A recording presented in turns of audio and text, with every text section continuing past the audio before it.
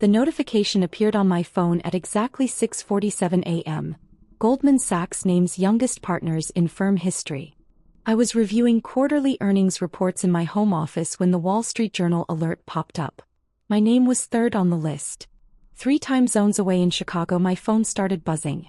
Text after text from colleagues, mentors, and industry contacts. But the call I was waiting for came at 7:23 a.m. Michael? It's Rachel.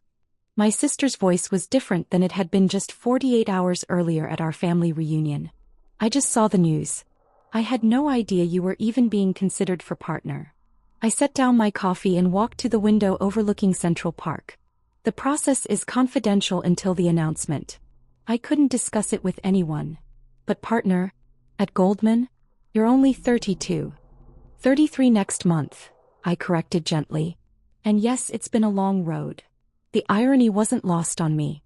Just 2 days earlier, Rachel had cornered me at Uncle Tom's backyard barbecue in suburban Illinois, explaining to our assembled relatives why my career in finance was essentially a dead end. Michael thinks he's going to make it big on Wall Street, she'd announced to the picnic table full of cousins, aunts, and uncles. But he doesn't understand how these firms really work. It's all about connections, family money, Ivy League networks. You can't just work hard and expect to rise to the top. I'd been filling my plate with grilled vegetables when she launched into her analysis.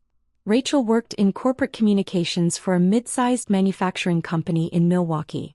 She'd spent 2 years at Northwestern's business school and considered herself well-versed in professional hierarchies. The partners at these investment banks come from old money families, she continued, warming to her theme. Their fathers are CEOs, their grandfathers founded companies. Michael graduated from state school. He doesn't have those advantages. Our cousin Jennifer had nodded sympathetically. It must be frustrating to hit that ceiling. I think Michael's doing just fine, Aunt Patricia had interjected diplomatically. Oh, he's doing fine, Rachel agreed. I'm sure he makes decent money. But partner? At Goldman Sachs? That's a different league entirely. Those positions are reserved for people with serious connections. I'd continued loading potato salad onto my plate, listening to Rachel's detailed explanation of why my career trajectory was fundamentally limited by my background. She meant well, I knew. Rachel had always been protective even when we were kids. She worried about me setting unrealistic expectations. The financial industry is incredibly hierarchical, she'd explained to the table. There are invisible barriers that most people don't see until they hit them. Michael's talented, but talent alone isn't enough at that level.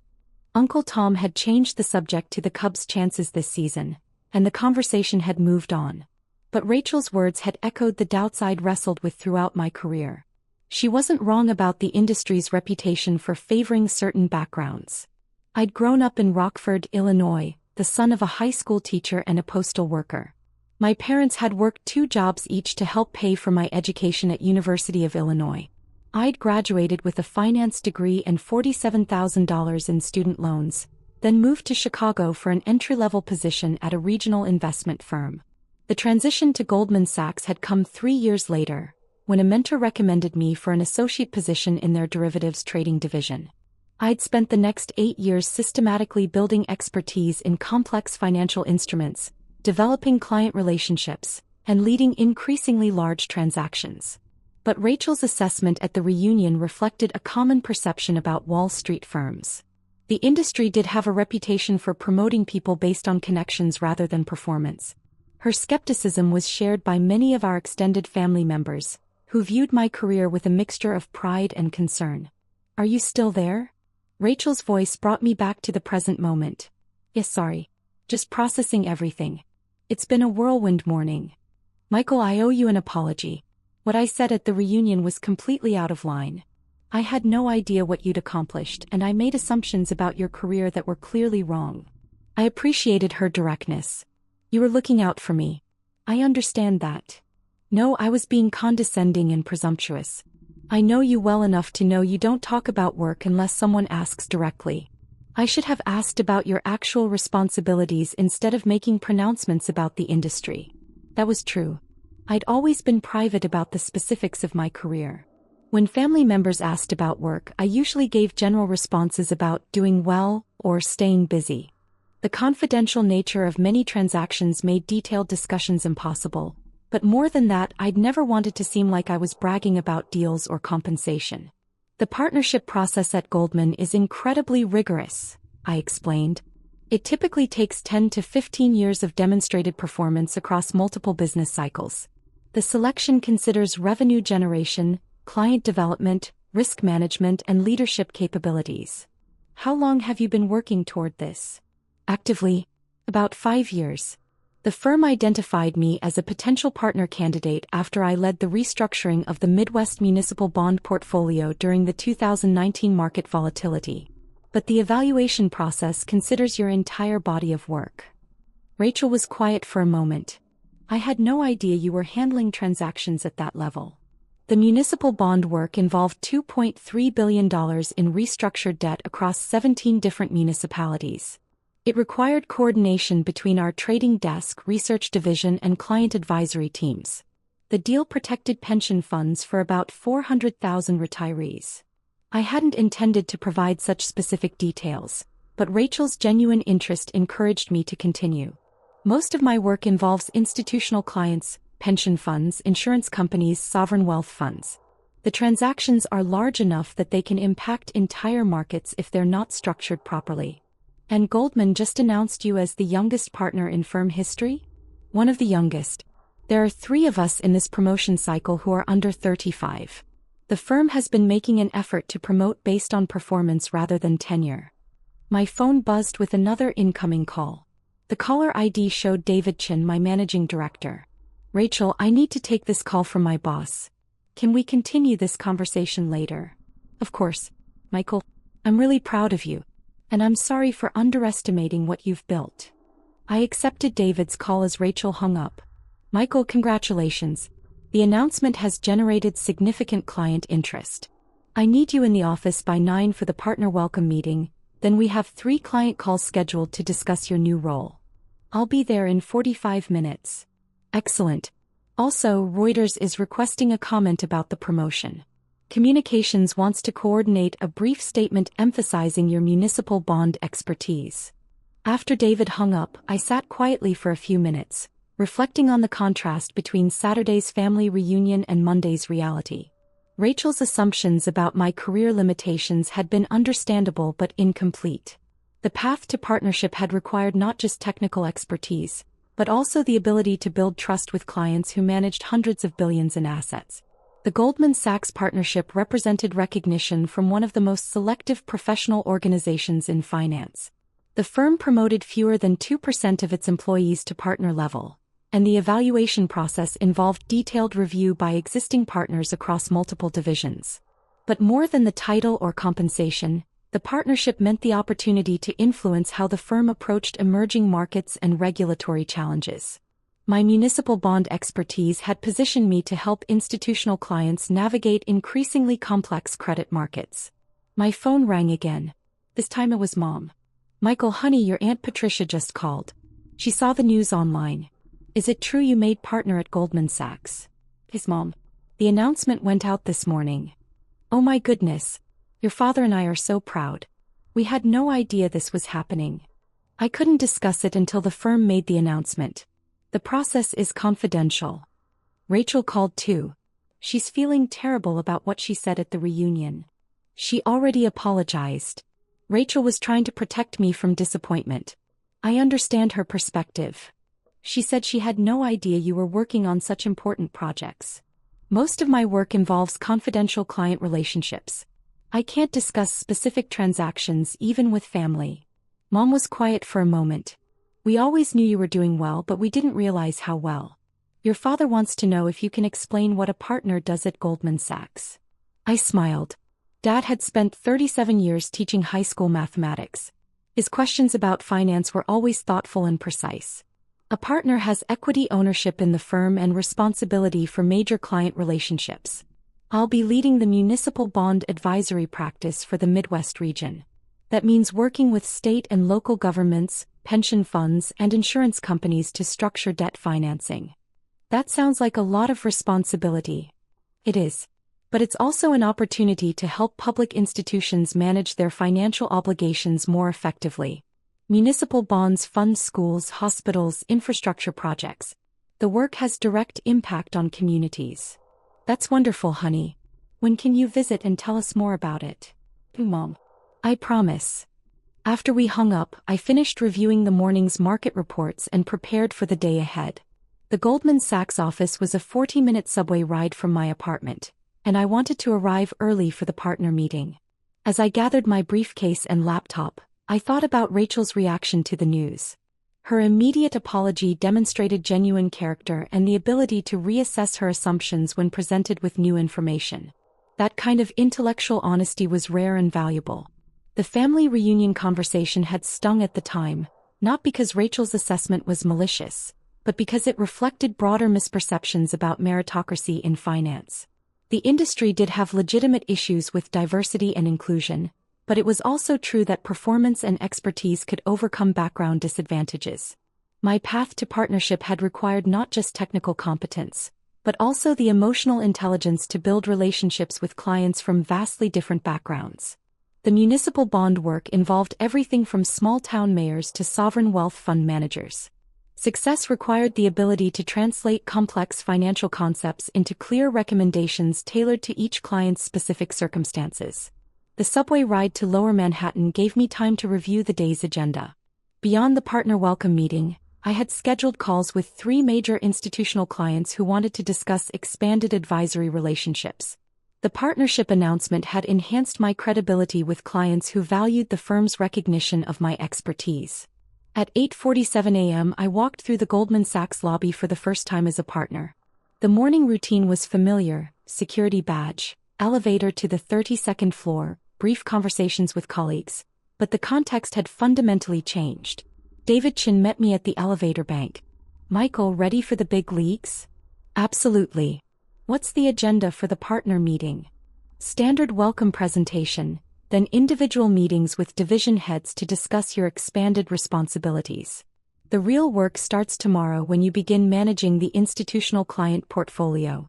The partner welcome meeting included 6 other newly promoted professionals from different divisions. The presentation covered the firm's strategic priorities, partnership responsibilities, and performance expectations.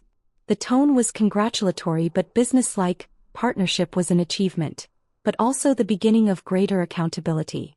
During the lunch break, I called Rachel back. "How's your first day as partner?" she asked. "Busy but good. Lots of new responsibilities to learn." "Michael, I've been thinking about our conversation at the reunion. I realize I've been making assumptions about your career for years without actually asking about your work." "What do you mean?" "I assumed you were stuck in some middle management role because you never talked about specific projects or achievements. I interpreted your modesty as evidence that you weren't advancing." That was perceptive. I had deliberately downplayed my career progression, partly from professional discretion but also from concern about seeming pretentious to family members with different career backgrounds. "I probably could have been more open about the work I was doing," I admitted. "No, that's my fault. I should have asked better questions instead of making pronouncements about an industry I don't really understand." "Rachel, you've always been protective of me. I appreciate that even when your assumptions were off base. I want to understand your work better. Could you explain what municipal bond advisory actually involves?" I appreciated her genuine interest. Municipal bonds are debt securities issued by state and local governments to fund public projects. When a city needs to build a new school or repair infrastructure, they issue bonds to raise the necessary capital. My job is to help them structure those offerings in ways that minimize borrowing costs while meeting investor requirements. "So you're helping governments save money on debt financing?" "Exactly. Poor structuring can cost a municipality millions of dollars in unnecessary interest payments over the life of the bond. Good advisory work protects taxpayer resources while ensuring that essential projects get funded." "That's actually really meaningful work." It is. The municipal bond market provides about $400 billion annually in funding for schools, hospitals, roads, water systems. The advisory work has direct impact on communities across the country. Rachel was quiet for a moment. "I had no idea your work involved such important public policy implications. Most people think of investment banking as purely profit-focused, but there's a significant public interest component to municipal finance. The goal is to help government entities access capital markets efficiently. Michael, I owe you more than just an apology. I owe you respect for what you've accomplished. I clearly didn't understand the significance of your work or the achievement that partnership represents. Thank you. But I also want you to know that your skepticism wasn't entirely wrong. The finance industry does have problems with elitism and exclusion. I've been fortunate to work for managers who valued performance over background, but that's not universal.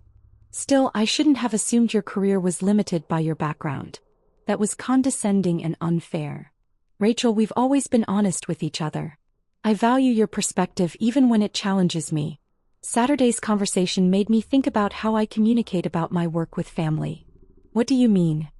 I've been so focused on avoiding bragging that I haven't shared meaningful details about what I actually do. That leaves room for people to make assumptions based on incomplete information. So you'll be more open about your work going forward? Within professional constraints, yes. I want our family to understand what partnership means and how the work contributes to broader economic outcomes. After we hung up, I spent the afternoon in meetings with existing clients who wanted to discuss expanded advisory relationships. The partnership designation had enhanced my credibility with institutional investors who valued Goldman's recognition of my expertise. The final call of the day was with Margaret Sullivan, Chief Investment Officer for the Illinois Teachers Retirement System. TRS managed $55 billion in assets for 400,000 current and retired educators. Michael, congratulations on the partnership. I saw the announcement in the Journal this morning. Thank you, Margaret. I'm excited about the expanded opportunities to serve institutional clients like TRS. Your work on the Chicago School District restructuring was exceptional. You helped us preserve pension obligations while reducing the system's borrowing costs by $200 million over 20 years. That project required close coordination between TRS, the school district, and the city's financial team. I'm glad we were able to structure a solution that protected educator benefits while improving the district's fiscal position. We'd like to discuss expanding our relationship with Goldman through your municipal advisory practice. TRS is considering several infrastructure investments that would benefit from your expertise. The conversation continued for 45 minutes, covering potential advisory work worth $500 million in bond transactions over the next 2 years. Margaret's confidence in my capabilities reflected years of demonstrated performance on complex restructuring projects. As I prepared to leave the office, I reflected on the contrast between Saturday's family reunion and Monday's professional validation. Rachel's assumptions about my career limitations had been understandable but incomplete. The path to partnership had required not just technical expertise, but also the ability to build trust with sophisticated institutional clients. More importantly, the day had highlighted the value of honest communication with family members about professional accomplishments. Rachel's immediate apology and genuine interest in understanding my work demonstrated the kind of intellectual humility that strengthened our relationship. That evening, I called Dad to explain the partnership role in more detail. Michael, your mother told me about the promotion. I'm proud of you, but I have to admit I don't fully understand what a partner does at an investment bank. A partner has ownership equity in the firm and responsibility for major client relationships. I'll be leading advisory work for government entities and institutional investors in the municipal bond market. Can you give me a specific example? Sure. Last year, I helped the state of Indiana restructure $800 million in education debt. The existing bonds had high interest rates that were draining resources from classroom funding. We structured new bonds at lower rates, saving the state $150 million over 15 years. So you helped free up money for schools? Exactly. That $150 million in savings went directly back into teacher salaries, classroom resources, and infrastructure improvements. The financial engineering had direct educational impact. Dad was quiet for a moment. That's remarkable, son. I had no idea your work involved such important public policy outcomes. Most people think of Wall Street as purely profit-focused, but municipal finance has significant public interest components. The goal is to help government entities access capital markets efficiently so they can fund essential services. Your work is actually protecting taxpayer resources? That's right. poor financial structuring can waste millions of dollars in unnecessary interest payments. Good advisory work ensures that public funds are used efficiently. Michael, I wish you had explained this sooner. I'm not just proud of your success, I'm proud of the work you're doing for communities across the country. The conversation with Dad reinforced my commitment to better communication about my career with family members. Their support had been crucial throughout my education and early career development. They deserved to understand how their investment in my potential had created opportunities to contribute to important public policy outcomes. The next morning, I arrived at the office early to begin managing my expanded client portfolio. The partnership responsibilities were significant, but they also represented the culmination of 15 years of systematic skill development in financial markets. Rachel called during my lunch break. Michael, I've been reading about municipal bonds online. I had no idea this market was so important to public infrastructure funding.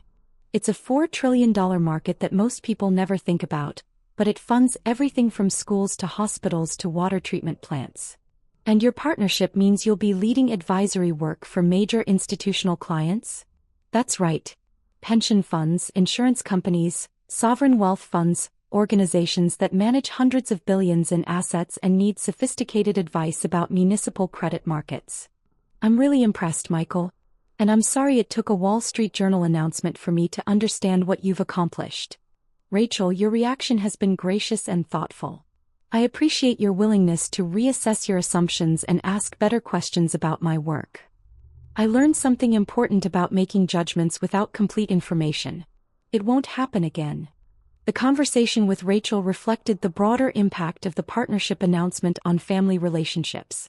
Her genuine interest in understanding my work had created opportunities for more meaningful discussions about career development and professional goals.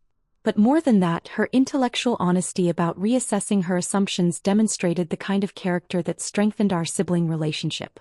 The ability to acknowledge mistakes and adjust perspectives based on new information was a valuable trait that extended far beyond career discussions. As I prepared for the afternoon's client meetings, I reflected on the unexpected benefits of the partnership announcement. The professional recognition had certainly enhanced my credibility with institutional clients, but it had also created opportunities for deeper communication with family members who had supported my education and career development from the beginning. The work ahead would be challenging, managing major client relationships while navigating increasingly complex regulatory environments.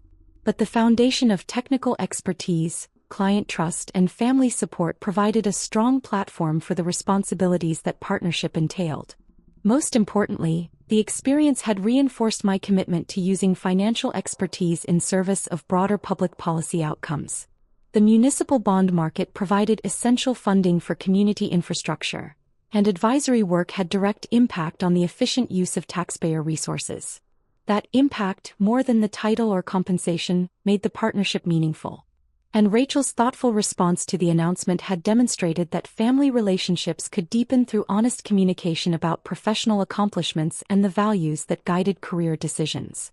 The path to partnership had required not just technical competence, but also the emotional intelligence to build relationships with clients, colleagues, and family members based on mutual respect and shared commitment to meaningful outcomes. That foundation would continue to guide the work ahead as I embraced the expanded responsibilities that partnership entailed.